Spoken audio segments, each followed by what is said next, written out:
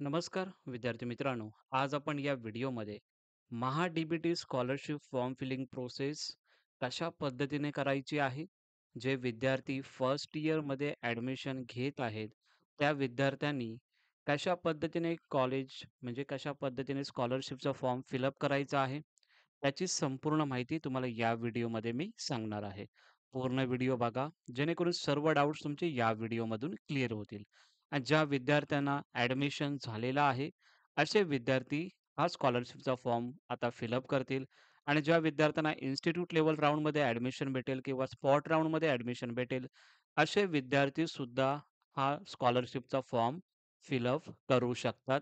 Last व्हिडिओमध्ये तुम्हाला मी सांगितलेलं होतं, की महा-डी-बी-टी स्कॉलरशिपसाठी इन्स्टिट्यूट लेव्हल राउंड किंवा जे काही तुमचे स्पॉट राउंड आहे त्यामध्ये अप्लाय करू शकत नाहीत. बट नवीन अपडेट त्यामध्ये आहे, की जे काही विद्यार्थ्यांना इन्स्टिट्यूट लेव्हल राउंडमध्ये किंवा स्पॉट राउंडमध्ये ॲडमिशन भेटेल असे विद्यार्थी, असे सर्व विद्यार्थी स्कॉलरशिपचा फॉर्म फिलअप करू शकतात. ते कशा पद्धतीने फिलअप करायचं आहे, त्याची सुद्धा माहिती तुम्हाला या व्हिडिओमध्ये मी सांगणार आहे. त्यासाठी पूर्ण व्हिडिओ बघा, जेणेकरून सर्व डाउट्स तुमचे या व्हिडिओमधून क्लिअर होतील. जर आपण बघितलं तर याची डेट सध्या तुम्हाला सांगतो मी याच्यामध्ये ॲप्लिकेशन फॉर्म जो आहे न्यू अकॅडमिक इयर 25-26 जो की आपला चालू आहे. 30 जून 2025 पासून हे स्कॉलरशिपचा फॉर्म फिलिंग प्रोसेस ही चालू झालेली आहे. यामध्ये जे दिलेले आहे 30 सप्टेंबर 2025 म्हणजेच या मंथची एंड डेट तुम्हाला यामध्ये दिलेली आहे. ओके.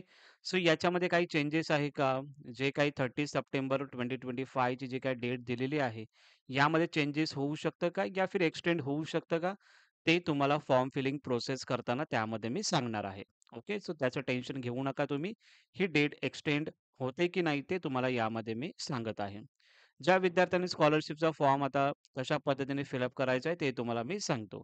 आता सर्व विद्यार्थी हे नवीन विद्यार्थी असणार आहेत कारण की त्यांनी आत्तापर्यंत ज्या विद्यार्थ्यांनी स्कॉलरशिपला ॲप्लाय केलं नसेल, डी-बी-टीच्या असे सर्व विद्यार्थी न्यू ॲप्लिकंट रजिस्ट्रेशन यावरती क्लिक करतील. आणि ज्या विद्यार्थ्यांनी डी-बी-टी स्कॉलरशिपसाठी ॲप्लाय ऑलरेडी केलं असेल पहिल्यापासून आणि मग ते विद्यार्थ्यांना युजर आयडी त्यांना माहिती असेल, तो युजर नेम यामध्ये टाकायचा आहे. पासवर्ड यामध्ये टाकून तुम्हाला कॅप्चा कोड टाकून लॉग इन हिअर यावरती क्लिक करायचं आहे आणि पुढची प्रोसेस मी तुम्हाला सांगणारच आहे या व्हिडिओमध्ये. आता जे नवीन विद्यार्थी आहेत, ज्यांनी आता ॲडमिशन घेतलेलं आहे, त्या विद्यार्थ्यांनी न्यू ॲप्लिकंट रजिस्ट्रेशन यावरती क्लिक करायचं आहे. त्यावरती क्लिक केल्याच्यानंतर तुमचं नाव यामध्ये प्रॉपर टाकायचं आहे. युजर नेम जे तुम्हाला पाहिजे ते तुम्हाला सेट करायचं आहे. पासवर्ड टाकायचा आहे. कन्फर्म पासवर्ड यामध्ये मेन्शन करायचा आहे. जो चालू ईमेल आयडी तुमचा असेल, तोच यामध्ये प्रॉपरली टाकायचा आहे. ओके. कारण की ओ-टी-पी तुम्हाला त्या ईमेल आयडीवरती येणार आहे. मोबाईल नंबर पण जो चालू आहे, तोच तुम्हाला टाकायचा आहे. जेणेकरून ओ-टी-पी त्या नंबरवरती तुम्हाला येणार आहे. आणि यामध्ये कॅप्चा कोड यामध्ये टाकायचा आहे. त्यानंतर रजिस्टर या बटनवरती क्लिक करायचं आहे. यामध्ये सर्व रजिस्ट्रेशन झाल्याच्या नंतर तुम्हाला एक लॉगिन आयडी तुम्हाला जो तुम्ही ते सेट केलेला आहे आणि पासवर्ड हे तुमचं त्यामध्ये सेट होईल. मग तुम्हाला काय करायचं आहे, मग या लॉगिन हिअरवरती तुम्हाला जो तुम्ही लॉगिन आयडी क्रिएट केलेला आहात, तो तुम्हाला यामध्ये मेन्शन करायचा आहे आणि पासवर्ड मेन्शन करून जो काही कॅप्चा कोड तुम्हाला टाकायचा आहे आणि लॉगिन हिअरवरती क्लिक करायचं आहे. माझं ऑलरेडी याच्यामध्ये लॉगिन केलेलं आहे. तर हे तुम्हाला मी आता केल्याच्या नंतर तुम्हाला अशा पद्धतीने विंडो तुम्हाला यामध्ये दिसणार आहे. यामध्ये इम्पोर्टंट गाईडलाईन्स जे दिलेले आहे. Fresh and new application applicant should be register on the MahaDBT portal create his profile जे आपण आता करत आहोत त्या पद्धतीने. रिन्यूअल ॲप्लिकेशनसाठी ज्या विद्यार्थ्यांनी आतापर्यंत ensure that application previous academic year 23-24 or 24-25 has been already submitted successfully before proceeding with application current year. So ते रिन्युअलचं त्यासाठी आपण नवीन एक व्हिडिओ बनवू. त्याचं टेन्शन घेऊ नका. जे काही ऑलरेडी ज्यांचं स्कॉलरशिप चालू आहे त्या विद्यार्थ्यांसाठी. आताच आपण फ्रेश आणि न्यू जे विद्यार्थी आहेत, जे आता करंट इयरला ॲप्लाय करणार आहेत, त्या विद्यार्थ्यांनी कशा पद्धतीने करायचं आहे, ते तुम्हाला यामध्ये मी दाखवत आहे. यामध्ये तुम्हाला अकॅडमिक इयर 25-26 यावरती तुम्हाला क्लिक करायचं आहे आणि सबमिट या बटनवरती तुम्हाला क्लिक करायचं आहे. त्यावरती क्लिक केल्याच्या नंतर तुम्हाला नॉर्मली हे नोट आलेलं आहे, की application for any scheme can not be submitted unless applicant profile is completed.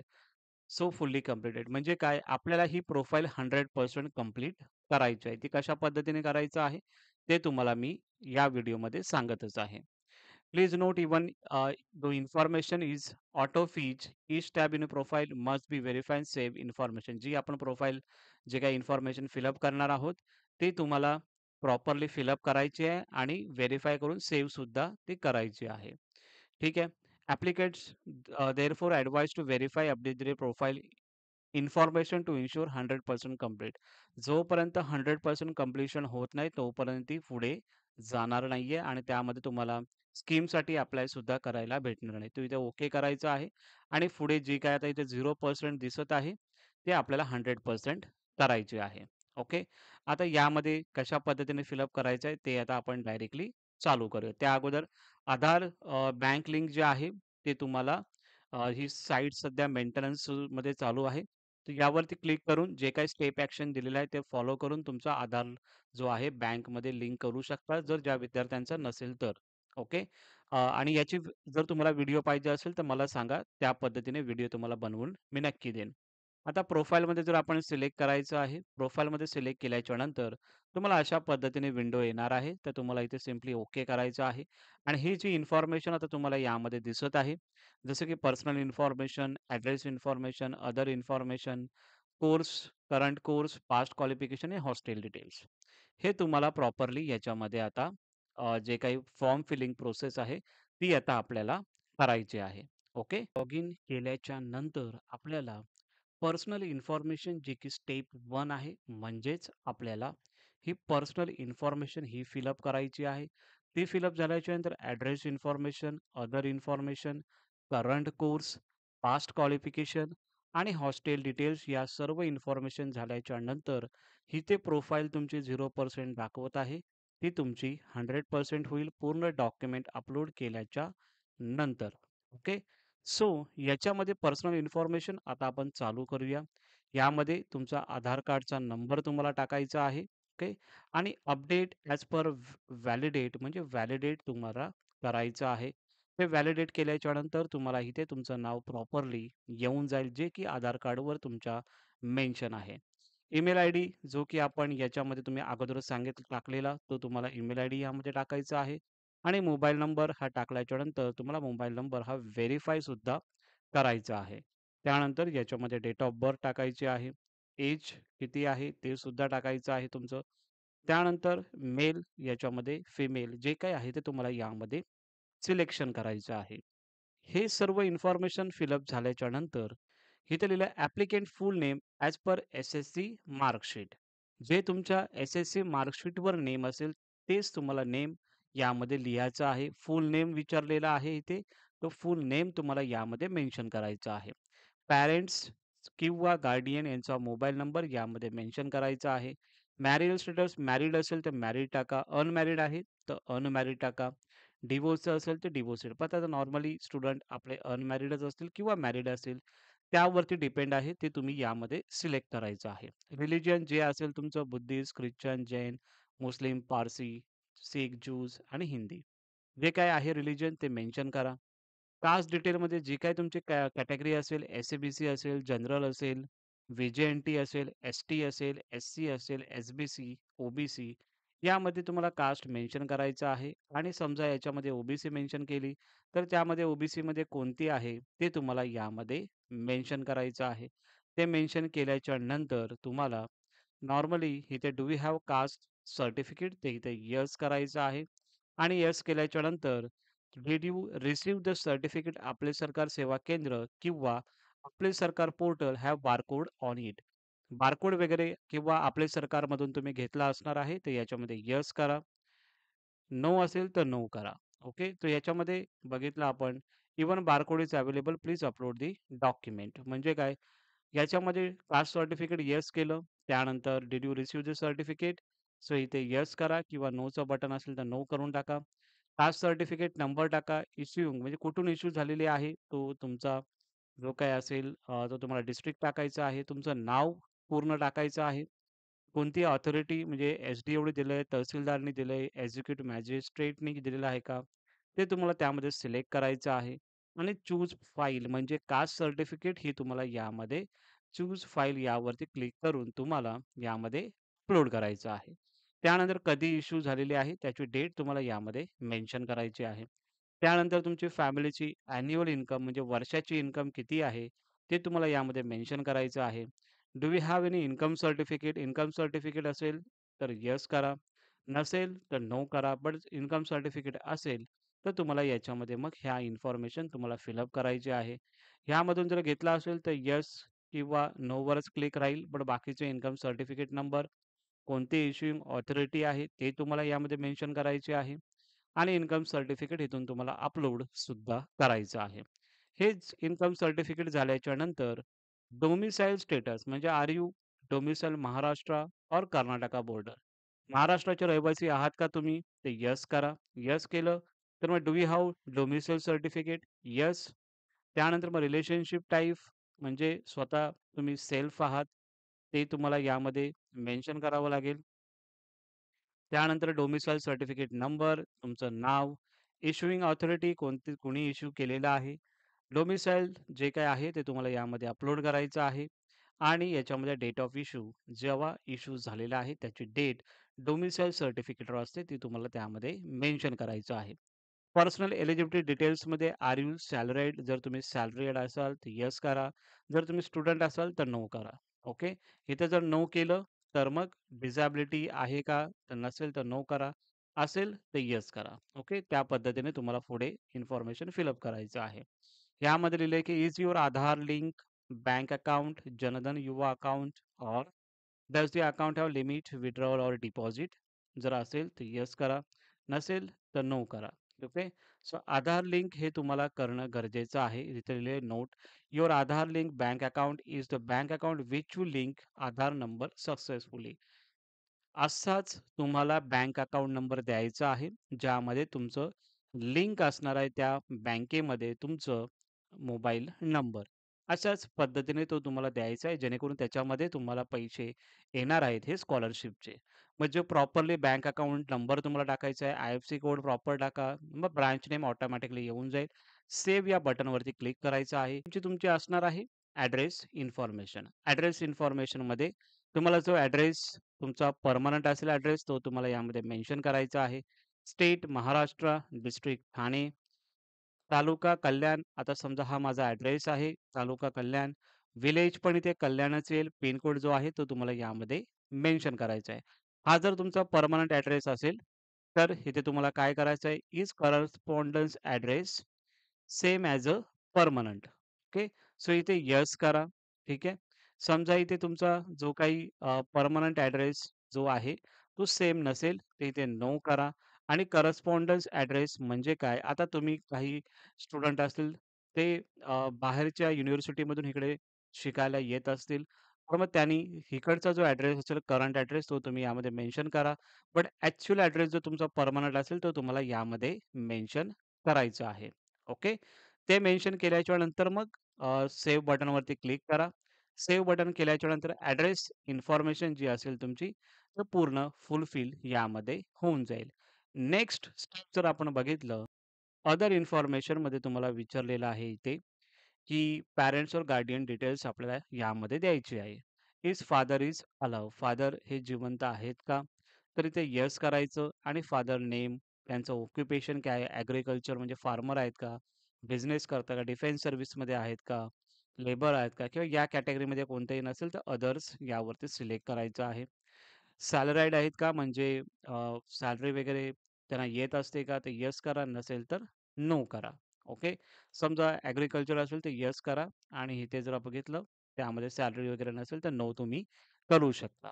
त्यानंतर मदर इज अलाइव्ह तर इथे येस करा. मदर नेम टाका. हाउसवाईफ असेल तर याच्यामध्ये काही ऑप्शन आहे का यामध्ये? तर ऑप्शन आहे हाउसवाईफ. सो आणि सॅलरी वगैरे हाउसवाईफ आहे तर सॅलरीचा प्रश्न येत नाहीये तर याच्यामध्ये नो तुम्ही सिलेक्ट करायचं आहे. सेव्ह बटनवरती यावरती तुम्हाला क्लिक करायचं आहे. नेक्स्ट जी स्टेप असणार आहे आपली करंट कोर्स. ते करंट कोर्सवरती आपल्याला मग क्लिक करायचं आहे. करंट कोर्सवरती यावरती क्लिक केल्याच्या नंतर तुम्हाला admission year in current course ह्यावरती तुम्हाला क्लिक करायचं आहे. म्हणजे ॲडमिशन करंट कोर्स कधी तुम्ही घेत आहात ॲडमिशन तर 2025 जे की आता चालू आहे. ते तुम्ही यामध्ये सिलेक्ट कराल. इन्स्टिट्यूट स्टेट ऑफ महाराष्ट्र, महाराष्ट्राच असणार आहे. इश्युइंग डिस्ट्रिक्ट जर बघितलं तुम्ही तर कोणत्या डिस्ट्रिक्टला तुमचं कॉलेज आहे ते तुम्हाला सिलेक्ट करायचं आहे. समजा तुमचं कॉलेज ठाणेमध्ये असेल, तर ठाणे सिलेक्ट करा. रायगडमध्ये, रत्नागिरीमध्ये, कोल्हापूरमध्ये कुठेही असेल ते सिलेक्ट करा. समजा ठाणे आहे, तर ठाणे सिलेक्ट करा. मग कल्याणमध्ये आहे का, भिवंडीमध्ये आहे का किंवा ठाणे खुद्द ठाण्यामध्ये आहे का, तर ते सिलेक्ट करा. क्वालिफिकेशन लेव्हल जे असेल तुमचं इकडे अंडर ग्रॅज्युएट कोर्स आहे, तर अंडर ग्रॅज्युएट कोर्स यावरती तुम्हाला क्लिक करायचं आहे. जो काही कोर्स असेल तो तुम्हाला यामध्ये सिलेक्ट करायचा आहे. पण तुम्हाला आता एल-एल-बी 3 और 5 इयर आहेत. तर अंडर ग्रॅज्युएट कोर्स यामध्ये सिलेक्ट करा. स्ट्रीम जर यामध्ये सिलेक्ट करायचं आहे, लॉ ही स्ट्रीम तुम्हाला यामध्ये सिलेक्ट करायची आहे. ओके. लॉ ही स्ट्रीम यामध्ये तुम्ही सिलेक्ट कराल. कॉलेज जे काही नाव असेल तुमच्या कॉलेजचं आता ठाणेमध्ये एवढे सर्व कॉलेजेस आहेत. तर समजा माझं समजा टी-एम-सी लॉ कॉलेज आहे. तर मी तिथे टी-एम-सी लॉ कॉलेज सिलेक्ट करेल. कोर्स नेम तुमचा कोणता आहे? समजा 3 इयर्स एल-एल-बी आहे. तर यामध्ये 3 इयर्स एल-एल-बी दिसेल किंवा 5 इयर्स असेल किंवा जे असेल ते तुम्ही त्यामध्ये सिलेक्ट करू शकता. टी-एम-सी कॉलेज हे नॉर्मली 3 इयर्ससाठी आहे. तर मी यामध्ये एडेडमध्ये आहात का तुम्ही किंवा अनएडेडमध्ये आहात? तर समजा एडेडमध्ये आहे, ते एडेड मी यामध्ये क्लिक करेल. काही जे काही कॉलेजेस असतील त्यामध्ये जर आपण बघितलं, तर 5 इयरचं त्यामध्ये ऑप्शन येऊन जातं. जसं की हे बघा यामध्ये भगवान केरी चॅरिटेबल ट्रस्टमध्ये एल-एल-बी 5 इयर्सचं त्यामध्ये ॲडमिशन होत असतात आणि 3 इयर्ससुद्धा असतं. सो या दोघांपैकी ज्या कॉलेजेसमध्ये तुम्ही ॲडमिशन घेतलं असणार आहे, तशा पद्धतीने पुढे तुम्हाला हा कोर्स नेम तुम्हाला यामध्ये दिसणार आहे. तुमचं 3 इयर असेल तर 3 इयरला सिलेक्ट करा. 5 इयर असेल तर 5 इयरला सिलेक्ट तुम्हाला करायचं आहे. आता सध्या परत एकदा मी टी-एम-सी लॉ कॉलेज घेतो कारण की माझं 3 इयर्स आहे आणि एडेडमध्ये आहे. सो ॲडमिशन टाइपमध्ये कशामधून तुमचं झालेलं आहे? थ्रू कॅप और गव्हर्नमेंट थ्रू झालेलं आहे का? स्पॉट ॲडमिशन थ्रू झालेलं आहे का? ते तुम्हाला यामध्ये सिलेक्ट करायचं आहे. थ्रू कॅप थ्रू झालं तर कॅप थ्रू करा आणि स्पॉट ॲडमिशन इन्स्टिट्यूट जसं मी तुम्हाला सांगितलं यामधून तुमचं ॲडमिशन होत आहे. तुम्हाला यामध्ये स्कॉलरशिप भेटत असते. स्पॉट ॲडमिशन आणि इन्स्टिट्यूट लेव्हल. आता समजा माझं कॅप थ्रू झालेलं तर कॅपसुद्धा कॅपमध्ये इथे क्लिक करेन मी. जे काही तुमचं सी-ई-टीचं यामध्ये पर्सेंटेज आहे ते तुम्ही यामध्ये टाकायचं आहे. जे काही पर्सेंटाइल वगैरे असेल आणि जे काही इथे लिहिलेलं आहे कॅप आयडी डॉक्युमेंट म्हणजे ते सॅम्पल स्लीव जर आपण बघितलं, तर अशा पद्धतीने तुमचा जो डॉक्युमेंट आहे तो दिसतो. तर या पद्धतीने तुम्हाला तो अपलोड करायचा आहे कॅप राउंडचा. म्हणजे कोणता जो तुम्हाला कॉलेजमध्ये रिसिप्ट वगैरे देणार आहे, त्यानंतर तुम्हाला एक हा फॉर्म दिला जाईल. ओके. जो की तुम्हाला ॲडमिशन टायमिंगला तुम्हाला ते दिलं जाईल. तो तुम्ही यामध्ये अपलोड करा. त्यामध्ये ॲप्लिकेशन आयडी जो असेल, तो नंबर तुम्हाला त्यामध्ये मेन्शन करायचा आहे.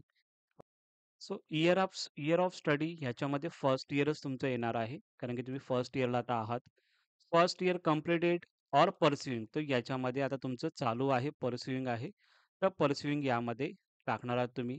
ॲडमिशन डेट फर्स्ट इयरची जे काही तुम्ही ॲडमिशनला जाणार आणि ज्यावेळी तुम्ही ॲडमिशन घेतलं असणार आहे, त्यावेळी तुम्हाला एक कॉलेज अलॉटमेंट लेटर देत असतं.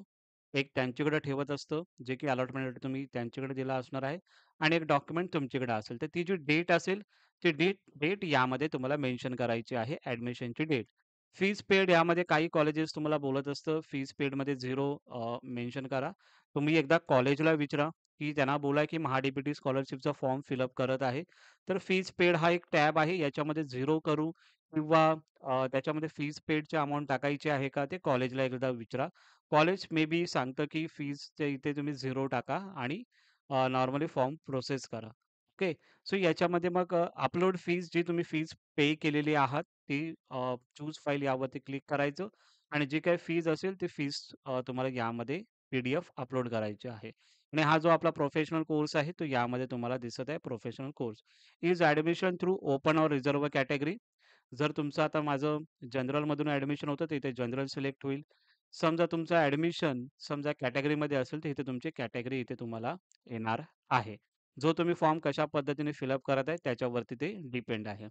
गॅप ह्यामध्ये काही येणार नाही. मोड जर बघितलं, तर तुम्ही आता रेग्युलरच कॉलेज करणार आहात, तर यामध्ये रेग्युलर हे मेन्शन तुम्हाला यामध्ये मेन्शन करायचं आहे आणि सेव्ह या बटनवरती क्लिक करायचं आहे.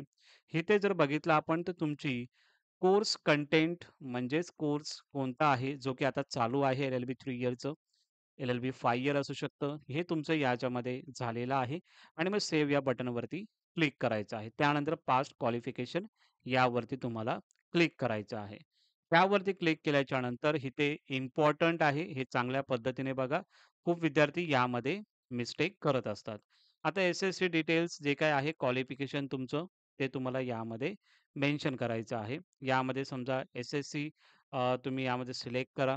त्यानंतर जी तुमची स्ट्रीम असेल एस-एस-सी याच्यामध्ये कंप्लीटेड झालेलं आहे का? तर कंप्लीट झालेलं आहे.